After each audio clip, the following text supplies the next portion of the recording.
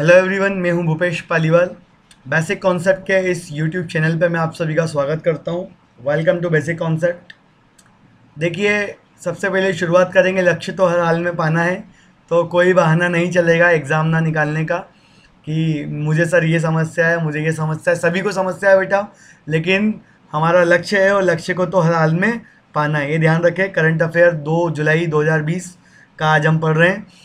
तो मैं अनअकैडमी के लिए भी पढ़ाता हूँ, एमबीपीएससी स्ट्रीम के लिए। तो अगर कोई चाहता है एमबीपीएससी के लिए प्रिपेयर करना तो मैं बता दूँ, ये लिंक दिया हुआ है मुझे फॉलो करने का।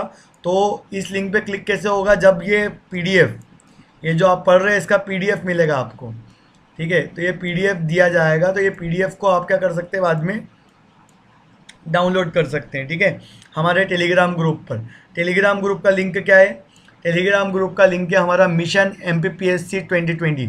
सर्च करके आप लोग आ सकते हैं इस ग्रुप में। आगे बढ़ते हैं। एक टारगेट, डेली बेसिस पर आपको एक टारगेट दिया जाता है। बहुत सारे बच्चे पूछते हैं सर ये टारगेट का लॉजिक क्या है। देखो, आप लोग जो भी पढ़ाई कर रहे हैं वो कंटिन्यू करो, साथ ही साथ आपको एक दिन पहले एक टारगेट दिया जाता है, एक छोटा सा टारगेट रहता है। ये टारगेट सबसे ज़्यादा यूज़फुल रहेगा उन लोगों के लिए जो लोग जॉब करते हैं, क्योंकि अभी शुरुआत की है मैंने एक एक टारगेट से। आगे जाके आपको 5 टारगेट डेली के दिए जाएंगे। तो पहला टारगेट क्या है आज का, तो वो है प्रमुख नदियों के उद्गम स्थल। मतलब आपको नदियों के ओरिजिन देखना है, ओरिजिन याद करना है। जैसे गंगा गंगोत्री से निकली है, यमुना यमुनोत्री से निकली है,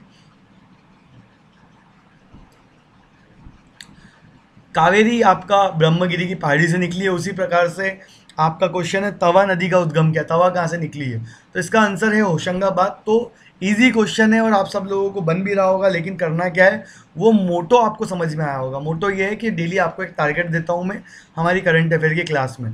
तो 3 तारीख का टारगेट क्या है, नदियों का उद्गम स्थल। आगे देखते हैं श्रीकांत माधव। कौन है श्रीकांत माधव, इनके बारे में देखते हैं क्या खास बात है। ध्यान से देखिए, तो ये है श्रीकांत माधव। चलिए, इंडियन ऑयल से संबंधित है, चलो ठीक है सर।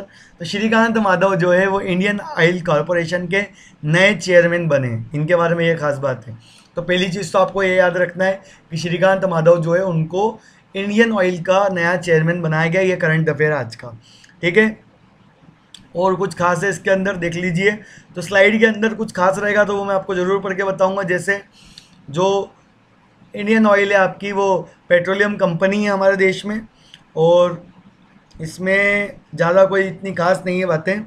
खास तो ये है कि इंडियन ऑयल जो कॉरपोरेशन है इसकी स्थापना 30 जून 1959 में हुई थी, 61 साल पहले। मुख्यालय इसका नई दिल्ली में है और मुंबई में पंजीकृत कार्यालय है। पिछले अध्यक्ष कौन थे, संजीव सिंह।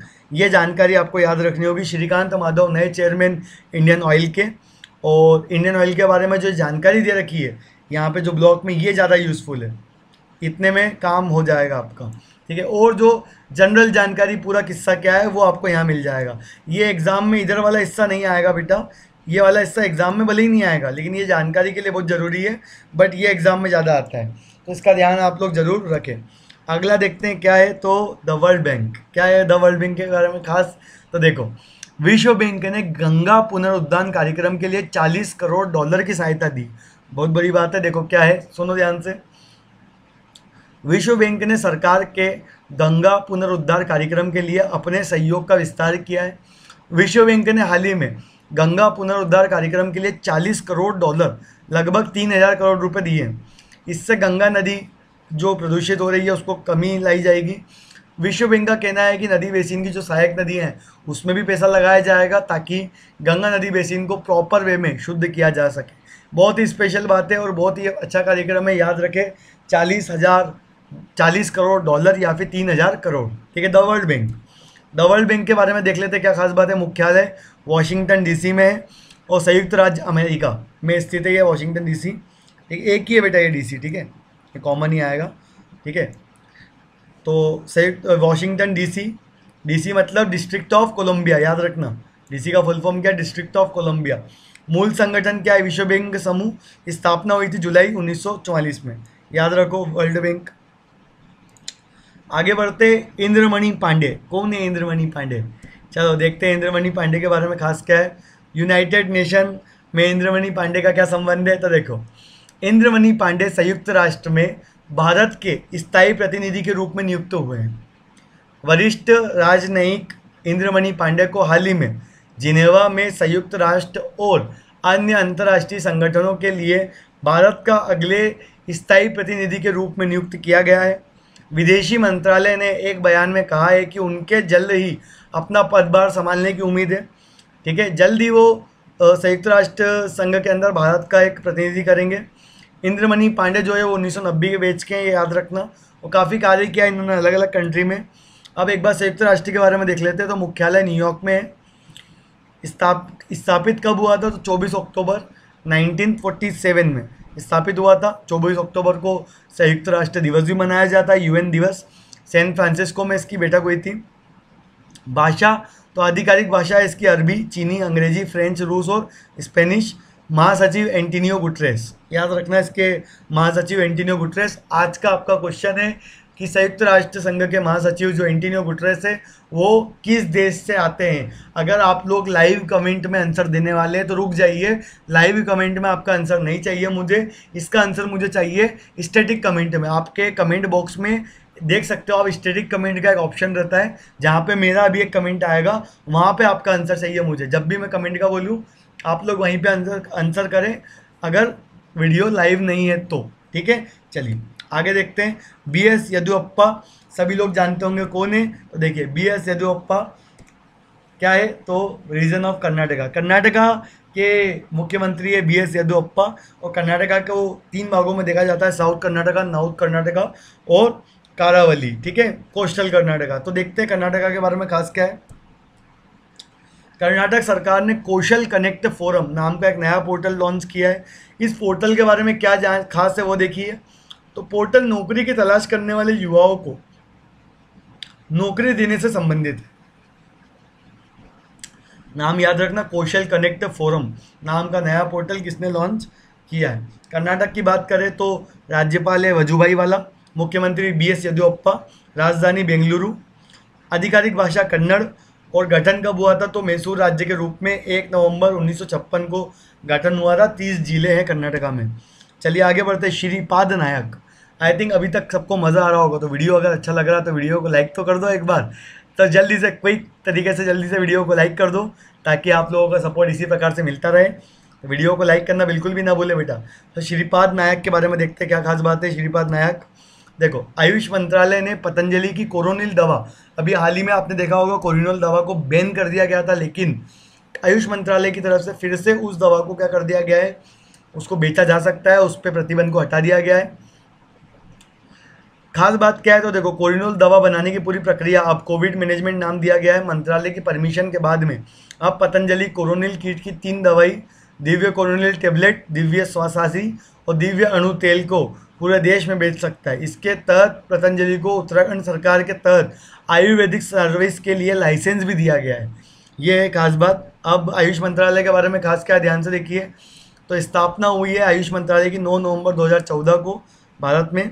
और ऑफिस होल्डर कौन है? श्रीपाद नायक। और मुख्यालय है नई दिल्ली में, ध्यान रहे। तो पतंजलि प्रकृति का आशीर्वाद जो टैगलाइन है पतंजलि का, याद रखना। और पतंजलि के बारे में खास क्या है? तो स्वामी बालकृष्णन इसके अध्यक्ष हैं। स्थापना हुई थी 2006 में जनवरी। और मुख्यालय कहाँ पर? हरिद्वार। ठीक, चलिए तो आपको मैं कुछ 2 जानकारी देना चाहता हूँ। अगर आप में से कुछ लोगों को नहीं पता है कि मेरी कुछ स्पेशल क्लास भी होती है अनअकैडमी के ऐप पर, जो कि फ्री होती है बेटा। तो 12 बजे लगती है अपनी एक क्लास। जो कल की क्लास का शेड्यूल है मेरा वो है आपका current affair MCQ June month का पार्ट 3। और जो आपका 6:30 बजे इवनिंग में जो क्लास है वो है मध्य प्रदेश का गठन। तो ये दोनों क्लास का ध्यान रहे आपको। ठीक, अब व्लादिमीर पुतिन के बारे में देखते हैं। देखिए रूस के राष्ट्रपति व्लादिमीर पुतिन बहुत ही एंटीकेंटिक डिसीजन ले रहे हैं इस साल। तो इस साल नया डिसीजन क्या लिया है वो देखते हैं। 2036 तक रहेंगे राष्ट्रपति। बहुत ही अजीबोगरीब है, लेकिन फिर भी क्या कर सकते हैं। देखो कोरोना संकट और विरोध के बीच में 7 दिनों तक चला जनमत, जो जनमत हुआ है वहाँ पे लोगों ने वोट दिया है। और वोट के हिसाब से 99 पत्रों की गिनती के बाद में घोषित कर दिया गया कि 2 दशकों तक आपके राष्ट्रपति कौन रहेंगे? पुतिन रहेंगे। 2024 पे खत्म होने वाला था कार्यकाल, लेकिन अब 2024 के बाद में आगे भी रहेंगे वो 2036 तक, याद रहे। तो काफ़ी इंटरेस्टिंग है। ठीक है, 52 में जन्म हुआ है उनका, ध्यान रहे। और 2012 से रूस के राष्ट्रपति है। इससे पहले 99 से 2000, 2008 से 2012 तक प्रधानमंत्री रह चुके रूस के। 67 वर्षीय 67 वर्षीय पुतिन अगर 2036 तक काबिज रहे तो उनकी उम्र उस समय कितनी हो जाएगी? 83 साल। बहुत एंटी के पर ठीक है। देखिए ये रूस के बारे में बता दूं मैं आपको, रशिया इस प्रकार से दिखाई देता है और रूस के बारे में खास क्या है और तो ये भी देख लीजिए।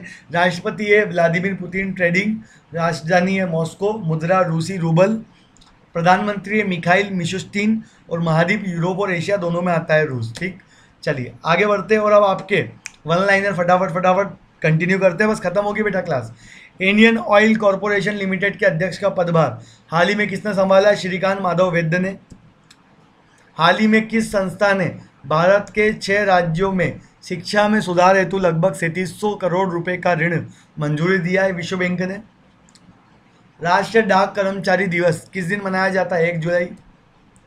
किस राज्य सरकार ने हाल ही में कौशल कनेक्ट फोरम नामक एक नया पोर्टल लॉन्च किया है? कर्नाटका। हाल ही में किस मंत्रालय ने पतंजलि की दवाई के लिए जो बैन लगा था वो हटा दिया है? आयुष मंत्रालय। विश्व बैंक ने हाल ही में गंगा पुनरुद्धार कार्यक्रम के लिए कितने करोड़ रुपए की सहायता दी है? 40 करोड़ डॉलर या फिर 3,000 करोड़। जिस वरिष्ठ राजनयिक को जेनेवा में संयुक्त राष्ट्र के अंदर फिर से प्रतिनिधि के रूप में चुना है तो वो इंद्रमणि पांडे। केंद्र सरकार ने कितने महीनों के लिए पूरे नागालैंड में अशांत क्षेत्र घोषित कर दिया? 6 महीने के लिए। अर्जेंटीना के किस फुटबॉलर ने एटलेटिको मैड्रिड के खिलाफ अपने करियर का 700वां गोल दिया है? तो वो है आपके लियोनेल मेसी। ठीक है, अर्जेंटीना के, ध्यान रहे। लास्ट क्वेश्चन है, आईसीसी के अध्यक्ष शशांक मनोहर के पद छोड़ने के बाद किसे चुनाव के लिए अंतरिम अध्यक्ष चुना गया है? इमरान ख्वाजा को। ठीक है, पद छोड़ दिया है शशांक मनोहर ने, ये खास बात है आईसीसी का। कल ही मैंने आईसीसी का पद बताया था पर आज छोड़ दिया है तो ये भी याद रखना। और नया पद कौन संभाल सकते हैं? इमरान ख्वाजा। चलिए, जुलाई के दिवस मैंने आपको पहले ही कह दिया है कि रोज़ याद करवाऊंगा मैं आपको। तो देखो, रोज़ याद करवाऊंगा जुलाई के दिवस कितने दिन तक? 5 दिन तक। फिर 5 दिन बाद में जो जून महीने में जितने निधन हुए, निधन मतलब जिसका डेथ हुआ है, वो हम देखेंगे 5 दिन तक लगातार। फिर 5 दिन तक ऐसा कुछ नया नया करेंगे बेटा, ताकि आपकी तैयारी ऐसी करवानी कि मतलब कोई आपको टच ही नहीं कर पाए करंट अफेयर में। जुलाई महीने के दिवस देख लेते हैं। तो 1 जुलाई सहकारिता अंतर्राष्ट्रीय दिवस, चिकित्सक दिवस, अंतर्राष्ट्रीय मजाक दिवस, चार्टर्ड अकाउंटेंट दिवस। 2 जुलाई विश्व खेल पत्रकार दिवस, विश्व यूएफओ दिवस। 4 जुलाई अमेरिकी स्वतंत्रता दिवस। 7 जुलाई वैश्विक क्षमा दिवस। 8 जुलाई को कुछ नहीं, 9 जुलाई को है अंतर्राष्ट्रीय आम दिवस दिल्ली में। 11 जुलाई विश्व जनसंख्या दिवस, मोस्ट इंपॉर्टेंट। इसके बाद 17 जुलाई अंतर्राष्ट्रीय न्याय दिवस। 18 जुलाई अंतर्राष्ट्रीय नेल्सन मंडेला दिवस। 26 जुलाई मोस्ट इंपॉर्टेंट कारगिल दिवस, कारगिल विजय दिवस। 28 जुलाई विश्व हेपेटाइटिस दिवस और विश्व संरक्षण दिवस। और 29 जुलाई विश्व बाघ दिवस। उम्मीद करता हूँ सबको समझ में आया होगा। ये शेड्यूल है मेरा अनअकैडमी के लिए, अगर कोई अटेंड करना चाहे तो आ सकता है। 12 और 6 वाली क्लास फ्री है, 12 और 6:30 वाली क्लास फ्री है, आना चाहे तो आ सकते हैं सभी लोग। टारगेट फिर से देख लो एक बार, नदियों के उद्गम स्थल। आशा करता हूँ मज़ा आया होगा सब लोगों को। ठीक, तो विश्वास वह शक्ति है जिससे उजड़ी हुई दुनिया में प्रकाश लाया जा सकता है। ध्यान रखना, बहुत ही बढ़िया लाइन है। विश्वास वह शक्ति है बेटा, विश्वास रहे, विश्वास को बनाए रखे, आप कर सकते हैं, मुझे पूरा भरोसा है आपके ऊपर। तो इसी के साथ विदा लेता हूँ। ठीक है, अब मिलेंगे हम कल। जय हिंद, जय भारत।